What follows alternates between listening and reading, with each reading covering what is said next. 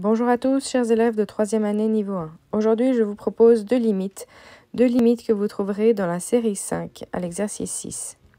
Il s'agit de la D et de la I.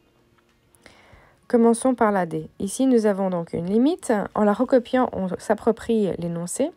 Premier réflexe, qu'est-ce qu'on fait? Eh bien, on substitue x par moins 2 pour regarder ce qui se passe. Et si on substitue x par moins 2, vous pouvez y aller à la calculatrice si vous avez peur d'oublier des parenthèses. Eh bien, vous allez obtenir tout simplement 0 en bas et 4 en haut. 4 sur 0, eh bien, ça veut dire qu'on va avoir l'infini ou moins l'infini. Tout ça, eh bien, ça se décide avec une règle des signes. On va donc regarder la limite à gauche de moins 2 et à droite de moins 2. Comme c'est exactement la même expression, on va sans surprise avoir la même expression qui va donner donc les mêmes valeurs, 4 sur 0.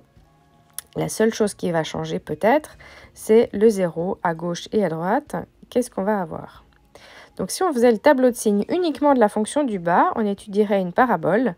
Et x plus 2, donc c'est une parabole qui coupe l'axe horizontal en une seule valeur qui est moins 2. Elle donne 0 en moins 2, donc cette fonction, c'est un 0 de la parabole, et elle rebondit. Elle rebondit sur l'axe horizontal. Alors, qu'est-ce qui se passe quand on se situe à gauche ou à droite? On va regarder un côté à la fois. Donc, si on commence par le côté gauche, par exemple, eh bien, le côté gauche, eh bien, on voit qu'on est au-dessus de l'axe horizontal. Donc, c'est du 0+. Et à droite, on est au-dessus aussi, c'est aussi du 0+. Donc, règle des signes, 4 qui est positif et du 0+, donc c'est du 0, mais qui est plutôt côté positif. Plus sur plus, c'est positif. Et ça donne l'infini puisque constante sur 0. Comme c'est à égalité, eh bien notre limite étant plus l'infini. Pour la question I, quand on a donc une limite, le premier réflexe, qu'est-ce que c'est? C'est d'insérer la valeur. Donc on insère moins 3. Et alors si on insère moins 3, on se dit, ah, 0 sur 0, il y a une racine, je vais devoir regarder le conjugué. J'ai une racine plus 0, moins 0, donc qu'est-ce que je fais? Mon conjugué, ça serait, je multiplie par racine de x plus 3 en haut et en bas. Et puis après, donc ma technique va consister à appliquer l'identité remarquable. Ici, c'est simplement une racine au carré, donc qui simplifie la racine. Je peux simplifier ensuite x plus 3 en haut et en bas. Et il va me rester donc 1 sur racine de x plus 3. Vient donc le moment où je dois insérer le moins 3, mais moins. Donc, normalement, je dois être égal à 0 en bas.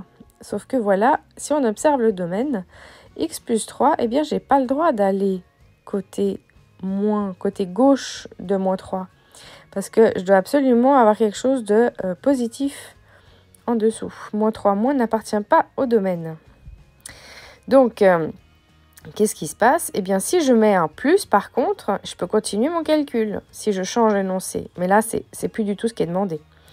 Donc, si j'ai un moins, ce n'est pas possible. Si je mets un plus, j'aurai trouvé plus l'infini. Voilà pour aujourd'hui, c'est terminé. Je vous souhaite de bonnes révisions et belle journée à tous.